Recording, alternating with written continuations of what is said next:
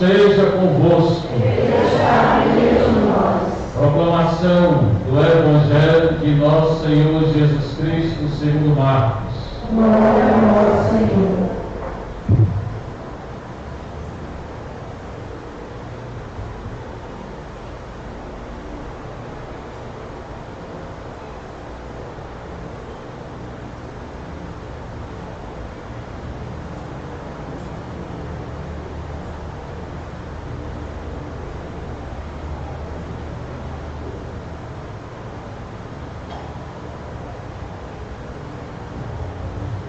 Naquele tempo, Jesus dizia do seu ensinamento a uma grande multidão: tomai cuidado com os doutores da lei.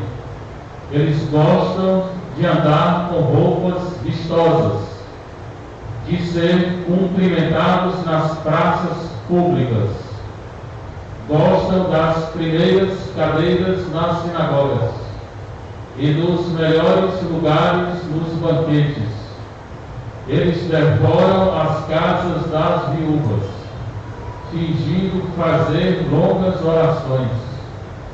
Por isso, eles receberão a pior condenação. Jesus estava sentado no templo, diante do cofre das esmolas, e observava como a multidão depositava suas moedas no cofre. Muitos ricos depositavam grandes quantias.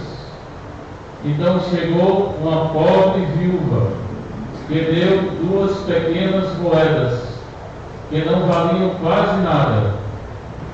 Jesus chamou os discípulos e disse: em verdade vos digo, esta pobre viúva deu mais do que todos os outros que ofereceram esmolas.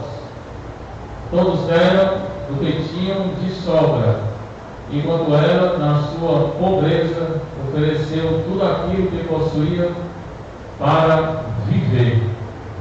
Palavra da salvação.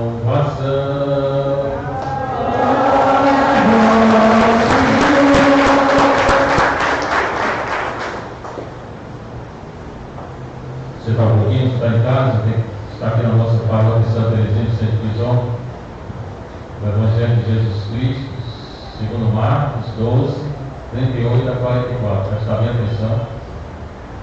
Já estamos no 32º domingo do tempo comum, está terminando, e há 2 domingos termina, e começa o Advento, que é a preparação para o Natal. Certamente quem se preparou desde o começo do ano vai se preparar melhor para o Natal. Mas ainda tem tempo. Quanto tempo, não sabemos. Quanto tempo o Senhor ainda nos dará. Haja vista que o tempo do Padre lá acabou. Cada um vai chegar o tempo, vai chegar o dia. Naquele tempo, hoje, agora, na hora que é anunciada a palavra de Deus, acontece no coração que acredita. Jesus dizia que estava ensinando, estava falando, estava ensinando. No seu ensinamento há uma grande multidão. Várias vezes eu já falei que tem uma grande multidão perto de Jesus. Ele não precisa ir atrás da multidão, não. A multidão é que vem atrás dele. Muita gente vai atrás da multidão. Precisa não. A multidão, como sabe que tem a palavra de Deus ali, ela vem. Então, Jesus dizia no seu ensinamento a uma grande multidão. O que ele dizia? Cuidado com os doutores da lei. Tomai cuidado com aqueles sabidos que estão ensinando Bíblia por aí. Eles gostam de andar com roupas vistosas, roupa muito bonita, 2 túnicas, 3, 4, 5, 10,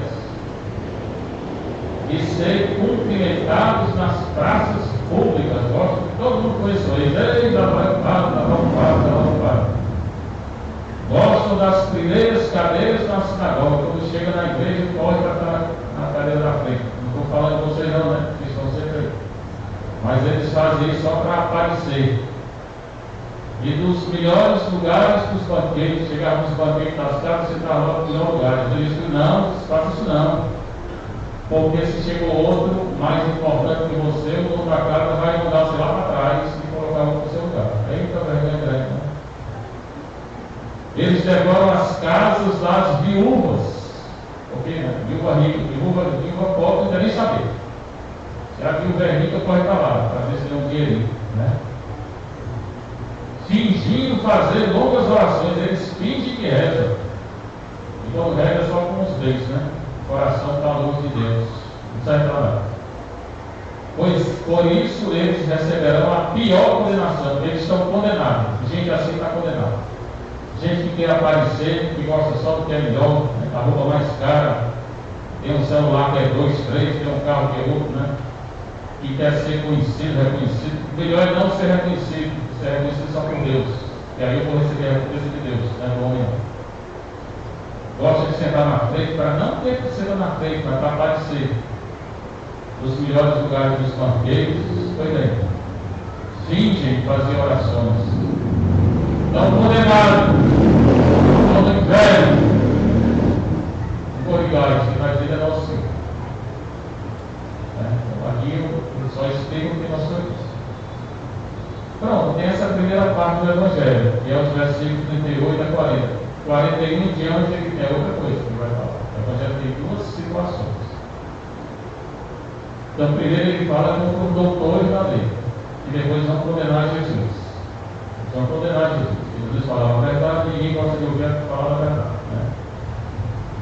Depois Jesus se encontrava no templo de Jerusalém, que ele foi construído lá por Salomão, filho de Davi. E o povo pecou e Deus disse: ó, tu vai construir um templo. Se o povo pecar, esse templo vai ser destruído. Aí o povo pecou, o reino primeiro se dividiu, depois Israel do norte foi para o exílio em 722, 721. Israel do sul, capital de Jerusalém, com o templo, foi para o exílio, 587, 586, o templo foi destruído. O rei Câncer falou. 400 anos depois que foi construído, foi destruído. Para o pecado do povo. Aí depois deixou para o exílio, voltaram, em 539, reconstruíram. O rei que reconstruiu o templo na época que Jesus nasceu foi o rei Herodes, aquele que mandou matar as crianças. E hoje ele está no inferno. Mandou matar crianças. E o filho dele mandou matar João Batista. Aí foi ele que reconstruiu o templo. Depois foi destruído de novo, por causa do pecado do povo. No ano 70 e no ano 134 da nossa era foi destruído. Depois só tem um pedaço de mundo lá. As 3 vezes que eu fui a Jerusalém, uma fiquei em inglês e eu ia rezar no templo. Lá tem umas paredes que a gente escreve oração no papel e bota lá. Aí eu fiz minha oração e coloquei no templo. Né? Pois bem, Jesus estava no templo, esse templo que Herodes tinha reconstruído. Ele estava sentado no templo. O templo é grande, tem um local só para os sacerdotes, um local para a mulher, um local para os homens, um local para os sumos sacerdotes. Quando ele morreu, era Anás, que era o sumo sacerdote, mas Caifás era mais importante. Eles ofereciam o sacrifício a Deus, matavam o bicho, um animal. Metade do animal era para o sacerdote, metade eles queimavam. Aí a fumaça era incenso para eles. Assim que eles faziam. Jesus estava na entrada do templo, sentado, diante do cofre das esmolas. E qual é esse cofre aí? Tem da esmola. Lá também tinha. Esse cofre ali não é novidade não, lá também tinha. Na época de Jesus já tinha esse cofre aí. E ele observava, ficava olhando. Ele dizia que Jesus ia dizer para esse lado ali, eu só sabia. Ele observava a multidão. Ficou lá na frente. O garotão de 1 milhão de anos, ele estudando isso aí todo dia. Ele sentou na frente do templo, tinha esse copo lá na frente, e ele ficou olhando o povo que entrava. E Jesus ficava olhando, ele ficava observando tudo. Ficava observando esse quadro ali fora também. Aí ele olhava a multidão, colocando dinheiro dentro do copo. Observava como a multidão depositava a sua moeda no copo. Muitos ricos depositavam muito dinheiro. Chegavam lá com um cheque de 10 mil, 20 mil, 50 mil que estava lá. Geralmente chamava a atenção: olha aqui, ó, 50 mil para o senhor, pô, 10 mil, 20 mil, olha aqui, estou trazendo ouro para o senhor, ouro.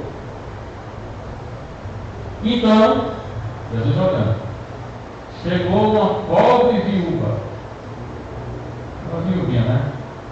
Deu 2 moedas, pequena moeda, moeda de 5 centavos. Tem ainda 5 centavos? Tem? E 1 centavo tem? Pois vamos fazer isso. Ela deu de 1 centavo, 2 de 1 centavo. Né? Viuvinha, chegou lá, aí botou 2 moedinhas. 1, 2. Não valia quase nada, diz aqui o Evangelho. Aí Jesus chamou o discípulo. Diz, vocês estão vendo aí? Em verdade eu não digo. Vocês estão vendo os ricos aí? Dando dinheiro? Dando. Uma certa Pedro diz, ó, os ricos aí. Oh, beleza. Pedro não entendia nada. Aí Jesus fala, essa pobre viúva, ela deu mais do que todos os outros. Ela deu mais do que os ricos. E ofereceram esmola. Por que ela deu mais? Porque os outros deram só esmola. E responde a coisa, Deus precisa de esmola? Deus precisa de esmola? Deus mesmo não. O rico que deu 50 mil, ele ganhava 1 milhão por mês, o que é 50 mil? Nada. O outro que deu 20 mil ganhava, sei lá, 500 mil, o que é 50 mil? 20 mil? Nada. É uma esmola para ele. Meus irmãos, não dê esmola para nosso Senhor, não. O problema é que a maioria só dá esmola para nosso Senhor. Essa pobre viúva deu mais do que todos os outros que ofereceram esmola. Todos deram do que tinham de sobra, enquanto ela, na sua pobreza, ofereceu tudo aquilo que possuía para viver. A mulher só tinha as 2 moedas. Sem nem que dá para comprar porque era pão. Ela deu a 2 moedas. Qual é a diferença entre o que ela ofereceu e os ricos? Jesus disse já, os ricos deram esmola. E ela deu o quê? A vida dela para nós. Não tinha mais nada. Não tinha mais nem um pedaço de pão para comer. Entendeu? Quem tem coragem de fazer isso aqui? É o braço. Tudo bem? Não tem conta moeda. Mas tudo bem, se tivesse, não dá. Ela deu, foi a vida. Enquanto nós não demos a vida para Deus, nós estamos dando esmola para Deus. E Deus não quer esmola, não. Pode ficar com sua esmola. Eu também. Deus não quer esmola de ninguém, não. Enquanto você não der a sua vida toda para o nosso Senhor, é nem que nada. É nem que nada você está fazendo. Essa mulher aqui ensina muito mais do que os ricos do mundo. Eu duvido do rico, se tem um rico que dê tudo que ele tem. Nunca vi. Mas você é um rico não, nós mesmos aqui, quem é que vai dar tudo? Duvido. Eu duvido. Eu resolvi comigo essa situação. Como é que eu resolvi? Criei a compraria, que é a comunidade. Então, tudo que é meu não é meu. Esse carro velho aí não é meu, não, é da comunidade. Pronto, eu tenho. O que eu ganho é da comunidade. Da compraria, que eu falo. Para mim, eu resolvi a situação. Agora você resolve a sua situação. Não estou aqui para resolver a sua situação. É você que vai resolver. Mas pense bem, que Deus não quer esmola de ninguém. Deus precisa de esmola. Nós não precisamos, mas resolver. Como Jesus ensina, né? A gente pensa, né? Você está pensando nos ricos, homem rico para nosso Senhor, ele gosta mais de pobres. Fazia a Bíblia dizendo que a viúva fez para ensinar para o rico. E por que é? Porque nós somos apegados às coisas. O problema é isso, não quero ser rico não, porque quanto mais riqueza, mais apego tem. Mais apego tem. E quando a pessoa é apegada, a pessoa tem medo de tudo. Não vive. A pessoa que tem apego a dinheiro, a isso, aquilo, a carro. Tem tanto apego besta, e tem gente que tem apego a outra pessoa. A pessoa que tem apego não vive não. E geralmente quem tem apego a qualquer coisa tem medo de morrer. Eu não tenho medo de morrer não. As pessoas têm medo de morrer. Porque é apegado a tudo. Se você viver livremente, sem apego nenhum, não precisa ter medo de nada não. Se chegou o dia morre, se não chegou não morre. Pronto, entrega tudo. Mas aqui a história é outra. A história é não se apegar aos bens materiais. A história não vai esmola para Deus, porque Deus não quer esmola não. Então pense muito bem nisso. Tudo bem, você é casado, você tem que sustentar a sua família, sua mulher, seus filhos, a mulher tem que estar. Tudo bem, mas você não precisa ter uma vida de luxo, não precisa ter um carro que ele 2, um celular que ele 3. Aí o menino nasce e já dá um tablete. Melhor do que tablete, deu um tablete, filho menino. O certo é muito mais tablete. O tablete não ensina nada, moço. Deu o tablete, que é melhor, né? Está gravando? Vou reparar o tablete mesmo, estou dizendo. Mas não, fica tudo querendo dar as coisas de rico. Eu não tenho tablete, não. Eu sou um tablete que eu fico vendo a notícia boa. Né? Ficou entendido o que eu disse? Pois é muito sério, irmão. A gente só vai ser feliz mesmo quando a gente é desapegado do dinheiro, de tudo. Desapegar das pessoas. Amor não é apego não, que a televisão ensina a respeito. O amor é desapego. É o marido que se oferece para a mulher e os filhos, a mulher que se oferece para o marido e os filhos que se oferecem pelos pais e o pai pela comunidade. Esse é o amor, não é o apego, não, é o desapego. Inclusive material, que é o que ele ensina hoje. Primeira leitura é do Elias. Eu estudei essa leitura em Roma, passei 12 anos estudando Elias. Esse capítulo 17, eu fiz um trabalho só sobre Elias, o rei 17. Elias está muito impressionante, tem 5 capítulos sobre ele. 17, 18, 19, 21, 6 capítulos. Segundo Reis 1, 2. Vou repetir. Primeiro Reis 17, 18, 19, 21. 4 capítulos de Primeiro Reis. Segundo Reis 1, 2. No total são 6 capítulos só para Elias. Mais do que Elias, só Moisés. Tem mais capítulos. São os 2 maiores do Antigo Testamento que Jesus vai falar. De Moisés e Elias na transfiguração. Aqui, Elias aparece logo no começo do relato sobre ele. Israel estava pecando, tinha um rei muito ruim, que tinha introduzido outro Deus lá, e Elias, Deus falou para ele dizendo: esse rei está pecando demais. Lá era deserto, eu vou parar a chuva para eles aprenderem, eu vou castigar esse povo por causa do pecado do rei. Aí Elias chegou para o rei e disse: 3 anos e meio não vai chover aqui nessa terra. Aí tu imagina, né? No deserto, no chove 3 anos, não escapa ninguém, nem calando. E começou a seca.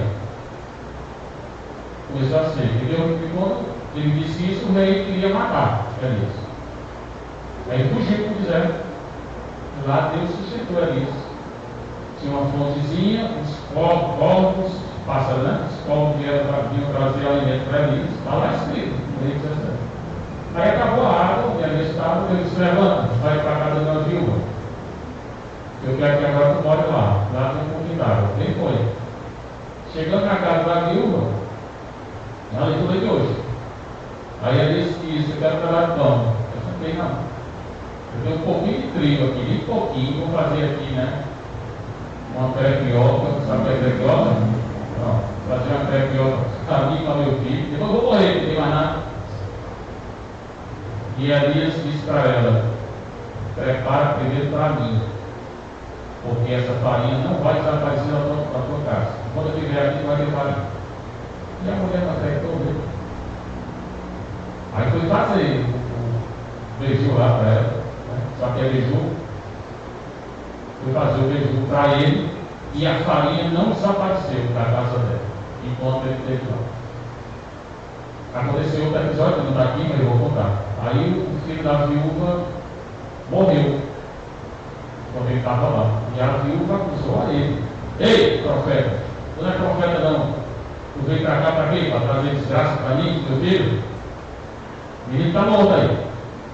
Elias subiu a casa de 2 andares, invocou a Deus, soprou sobre o menino e o menino ressuscitou. 2 milagres. Ele multiplicou o pão, a farinha, e ressuscitou o filho da viúva. Quem é que fez isso no Novo Testamento? Quem fez? Jesus. Aí o povo vai confundir. Vai chegar um ponto lá no Evangelho, vai dizer assim: esse é Elias? Por que o povo confundiu Jesus com Elias? Porque Jesus fez os milagres de Elias. O povo confundiu ele com Elias. Esse aqui é o milagre da farinha. Aí fala da viúva por quê? Porque Jesus falou da viúva no Evangelho. E a segunda leitura é da carta aos Hebreus. Cristo não entrou no santuário feito por mão humana. Quem fez o santuário dele, Select, foi mão humana, não, foi Deus. Quem criou o santuário Select foi Deus. E quem criou o santuário terrestre, quem criou a Eucaristia aqui, que daqui a pouco o padre vai rezar, e vai ser o povo de Cristo, é Deus, é o padre não, o padre não tem força para nada. Cristo não entrou no santuário feito por mão humana. Jesus entrou no santuário feito por mão divina. Como o Padre disse, enviar o teu Espírito Santo, é aí que Jesus, que o pão e o vinho se transformam em carne e sangue. O santuário agora é o Eucaristia. E o santuário também que eles fizeram lá no céu, de Jerusalém. Foi Deus que mandou. Esse santuário terreno é a imagem do santuário verdadeiro. E Cristo entrou mesmo, foi do céu. O verdadeiro santuário é o céu. A verdadeira glória é o céu. E nós vamos para o céu. Então nós temos que nos preparar para o céu. Padre Ailton hoje está, se encontrou com o nosso Senhor. Cada um vai se encontrar. A fim de comparecer agora na presença de Deus. O que nós temos que fazer, irmãos e irmãs, é viver na presença de Deus. Se você vive na presença de Deus, você tem medo. Agora, se tem pecado, se tem alguma coisa para esconder, aí o medo é esse. Pois não tenha, vai confessar e deixa o medo. Se a gente viver na presença de Deus toda hora, a gente não pecava não. Se a gente lembrasse de Deus todo momento, ninguém pecava. Se lembrasse somente do juízo, se lembrasse somente que vai morrer um dia, não pecava. E ele entrou no santuário celeste e nos carregou. Jesus se encarnou, morreu, ressuscitou para quê? Para que a gente vá para lá. E nós vamos. O problema é que vai para o céu, para o purgatório, para o inferno. Porque o inferno não vai entrar no céu. Não foi para se oferecer assim muitas vezes. Jesus se ofereceu uma vez só. Ele se encarnou uma só vez. Ele viveu uma só vez. Ele morreu uma só vez. Ele ressuscitou uma só vez. Aí fica o negócio de espiritismo falando em reencarnação, não sei o que a pessoa vem e morre, se reencarna numa barata, num gato, num jumento. Tudo bem que tem gente que parece jumento, mas não existe isso, é tudo mentira. Né? Tem gente que pensa nisso, que a pessoa se reencarna, não sei quanto em animal ou qualquer coisa. Não existe não, a gente só nasce uma vez, morre uma vez e ressuscita uma vez. Tem gente que acredita em espiritismo. Então é o sumo sacerdote que a cada ano entra no santuário. Não é Jesus, Jesus entrou no céu. O santuário Jesus entrou no céu, nós vamos para o céu. Se a gente viver de acordo com a palavra de Deus. Eles não vai não. Porque se assim fosse, deveria ter sofrido muitas vezes, só sofreu uma vez, mas sofreu. E muitas vezes nós não queremos sofrer. E se você pensar na morte de Jesus, os pregos aí todo enferrujado, né? Quebrou o osso aqui de uma vez, prego mesmo, grandão, de um lado do outro, os pés, foi açoitado muitas vezes, coroa de espinho, cuspiram dele, bateram, flagelação, total. E nós não queremos nem tirar sangue para fazer exame, né? Tem gente que desmaia, né? Quando vê a agulha, sai correndo. Então ele sofreu só uma vez, desde a fundação do mundo, e Jesus ele estava junto com o Pai na criação do mundo, porque ele é Deus como Deus, como Pai. Aí ele termina assim: foi agora na plenitude dos tempos, nós estamos vivendo a plenitude dos tempos, que é depois da morte de Jesus. E vai até quando? Eu não sei, você ninguém, porque Jesus disse que ninguém conhece o dia que ele volta, só o Pai. Ninguém conhece o dia da morte, só o Pai. Né? Ninguém pode tirar a própria vida. Nós temos que aguardar e a esperança. Na plenitude dos tempos, de uma vez por todas, ele se manifestou para destruir o pecado pelo sacrifício de si mesmo. O maior dom que Jesus nos deu foi o perdão dos pecados. Maior do que qualquer cura é o perdão dos pecados. A confissão é mais do que qualquer cura que existe. Porque com a confissão se entra no céu. Mas com a cura não quer dizer que é o céu não. O destino de todo homem é morrer uma só vez. Acabei de dizer, esse negócio de espírito é mentira, que morre você muitas vezes. E depois vem o julgamento, nós vamos ser julgados. A gente vai ser julgado por palavra, ação, omissão, pensamento, sentimento, tudo. Eu pensar que eu fiz, que eu não fiz, que eu omiti, todo bem que eu não fiz, todo mal que eu fiz, tudo que eu senti, desejei, tudo que eu desejei, tudo, eu vou ser julgado. Por isso nós temos que confessar. Do mesmo modo, também Cristo, oferecido uma vez por todas, ele se ofereceu uma vez só, para tirar os pecados da multidão. Ele tirou o pecado de todo mundo, o meu, o seu e todo mundo. O seu pecado está perdoado, mas você tem que pedir perdão.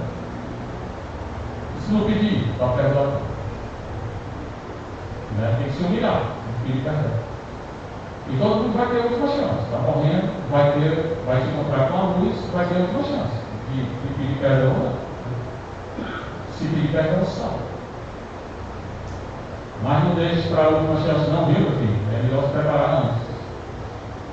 É melhor se preparar antes. Para tirar os pecados da multidão, aparecerá uma segunda vez. Aí aqui ele fala do retorno de Jesus. Fora do pecado. Jesus nunca pecou, nem ele nem Nossa Senhora. Para salvar aqueles que o esperam. Jesus vai salvar a todos? Não. Vai salvar quem? Aqueles que o esperam. Aqueles que vivem na fé. Aqueles que o procuram. Aqueles que tentam cumprir os mandamentos. Esses, Jesus vai salvar. Também, as leituras são essas. São leituras que nos deixam esperançosos. Né? Eu falei de manhã, tinha batizado no castelo, eu fui celebrar lá na Aparecida, mas a missa mais rápida, porque eu tinha um compromisso no castelo total.